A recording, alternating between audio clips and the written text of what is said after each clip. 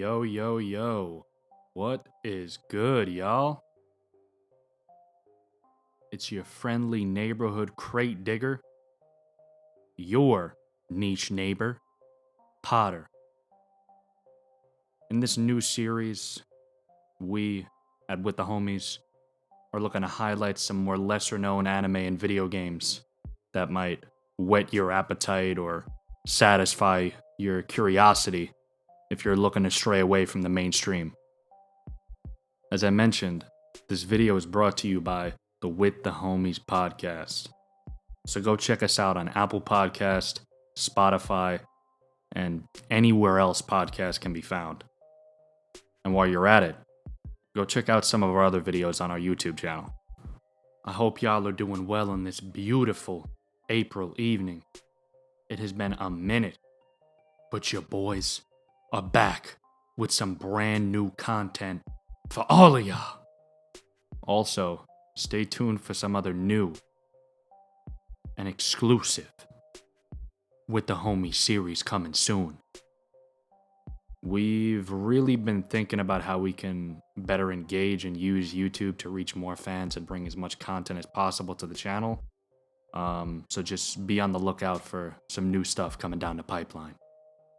But as I said, with this new series, we're really looking to highlight some more lesser known anime and even video games from time to time that you may or may have not ever heard of.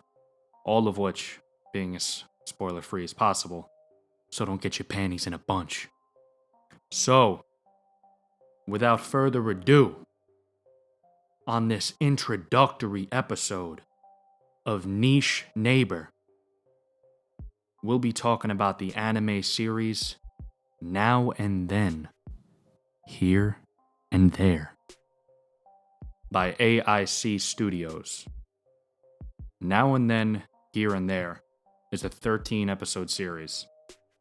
A haunting story of love, war, loneliness, ennui, and struggle, set in a desolate, dystopian world. The story follows Shu, a young boy with hopes of being a kendo master, who, after losing to his rival, lonely and dejected, decides to climb a large smokestack and watch the sunset. While ruminating over his failure, he notices a small, quiet, blue-haired girl wearing a strange pendant atop the smokestacks. Shu, in an attempt to befriend her, despite her uninterested bland responses, learns that her name is La La Ru. But before he can learn more about this new mysterious girl, a woman, accompanied by two giant machine-like snakes, appears out of thin air and captures his new friend La La Ru. In a bullheaded attempt to save his new friend, Shu is transported to an alternate world with desert wastelands stretching as far as the eye can see. Despite his less than desired circumstances, Shu presses forward, determined to save this mysterious girl La La Ru. Water is a scarce commodity in this new world, and wars and famine have raged on for decades because of its scarcity and the lack of resources.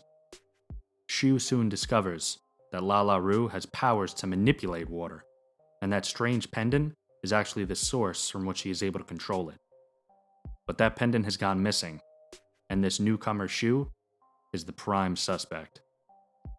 I will spare the rest of the juicy details of the series to avoid any spoilers, but it is definitely a great series to look out for if you're looking for something different or to mix things up.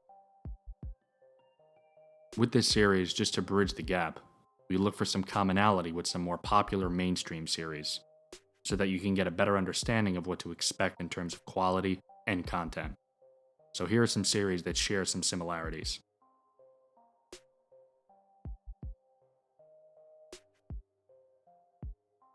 Made in Abyss by Kinema Citrus and Sentai Filmworks. Both of these stories follow the young boy and young girl motif. We're thrown into the backdrop of a new and mysterious world and an ever-present looming threat. They share the same dark undertones with some lighthearted moments sprinkled in between.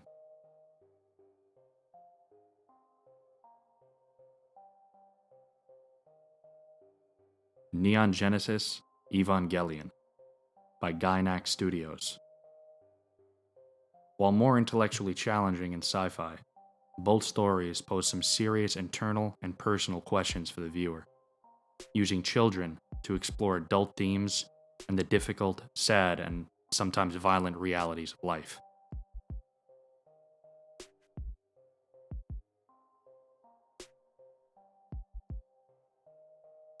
Grave of the Fireflies by Studio Ghibli. Both explore the cruel, dark side of humanity, while also displaying the resiliency of the human spirit. They share the reality of war and of being human. There are no giant swords or superpowered abilities. There's nothing driving these characters but the human spirit. I hope that this video maybe helped to give you a push or the start that you needed to watch something new, or maybe it was a good way to think back on a series that you've already watched and you know and you love. Nonetheless, we hope y'all enjoyed.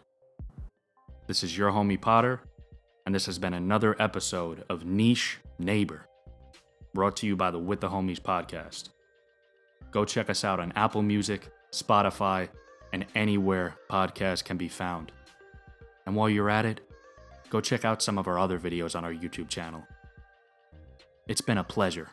Peace out, y'all.